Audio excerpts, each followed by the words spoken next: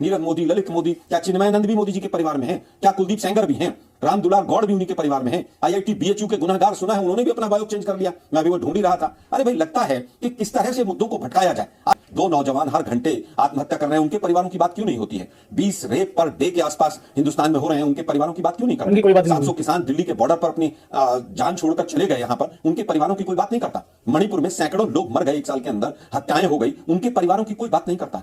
लेकिन दिक्कत यह है कि राजनाथ जी हो, विजय गोयल हो, अजीत पवार हो, जय शाह हो, वसुंधरा राजे हो, शिवसेना हो, अकाली हो, उनका किसी का परिवारवाद नहीं दिखता।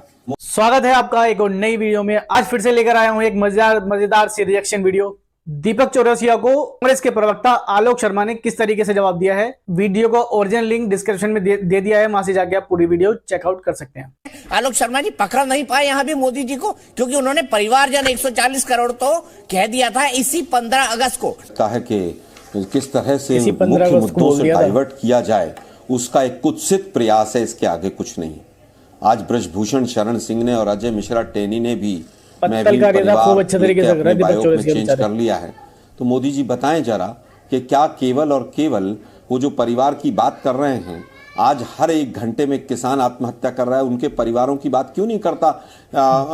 बीजेपी का पूरा जो आज जमावड़ा उतरा है इस मैदान में, 2 नौजवान हर घंटे आत्महत्या कर रहे हैं, उनके परिवारों की बात क्यों नहीं होती है? 20 रेप पर डे के आसपास हिंदुस्तान में हो रहे हैं, उनके परिवारों की बात क्यों नहीं करते? उनकी कोई बात नहीं। 700 किसान दिल्ली के बॉर्डर पर अपनी जान छोड़कर चले गए, यहां पर उनके परिवारों की कोई बात नहीं करता। मणिपुर में सैकड़ों लोग मर गए 1 साल के अंदर, हत्याएं हो गई, उनके परिवारों की कोई बात नहीं करता। लेकिन दिक्कत यह है कि राजनाथ जी हो, विजय गोयल हो, अजीत पवार हो, जय शाह हो, वसुंधरा राजे हो, शिवसेना हो, अकाली हो, उनका किसी का परिवारवाद नहीं दिखता। मोदी जी की ये हमेशा से टैक्टिक्स रही है कि किस तरह से अपने मुख्य मुद्दों से भटकाया जाए। मोदी जी के तो मेहुल भाई भी हैं, तो क्या वो भी परिवार में हैं? नीरज मोदी, ललित मोदी, क्या चिन्मयानंद भी मोदी जी के परिवार में हैं? क्या कुलदीप सेंगर भी हैं? राम दुलार गौड़ भी उन्हीं के परिवार में हैं? IIT BHU के गुनहगार सुना है उन्होंने भी अपना बायो चेंज कर लिया। मैं भी वो ढूंढ ही रहा था। अरे भाई, लगता है कि किस तरह से मुद्दों को भटकाया जाए। आज ब्रजभूषण शरण सिंह मोदी जी के परिवार में हैं और अजय मिश्रा टेनी भी हैं। तो आप देखिए किस तरह से तमाम मुद्दों को भटकाने का काम ये सरकार कर रही है, इसके आगे कुछ नहीं। ठीक है, अगली बार अपने सवाल में पूछूंगा कि ये जो आंकड़े आपने कोट किए किस रिपोर्ट के आधार पर किए हैं, लेकिन शहजाद पुराने जी आपका जवाब आप अटकाने, भटकाने और लटकाने में लगे हैं, बताइए। देखिए, ऐसा है, लालू जी के परिवार में तेजस्वी और तेज प्रताप है, मुलायम जी के परिवार में अखिलेश है, शरद जी के परिवार में सुप्रिया है, सोनिया जी के परिवार में राहुल और प्रियंका है, हमारे परिवार में देश के बेटा बेटी है। मोदी जी का कोई व्यक्तिगत परिवार नहीं है, उनके लिए 140 करोड़ लोग ही उनका परिवार है। 12 करोड़ किसान जिनको किसान सम्मान निधि मिलती है वो हमारा परिवार है। 11 करोड़ लोग जिनके घर में नलका बैठा है वो हमारा परिवार। 13 करोड़ लोग जिनके घर में शौचालय आया वो हमारा परिवार। 80 करोड़ लोग जिनको मुफ्त राशन मिला वो हमारा परिवार। जिस प्रकार से हमने 25 करोड़ लोगों को गरीबी से निकाला वो हमारा परिवार। ये हमारा परिवार है। परंतु मैं आपसे कहना चाहता हूं, मेरा भी कोई परिवार नहीं है।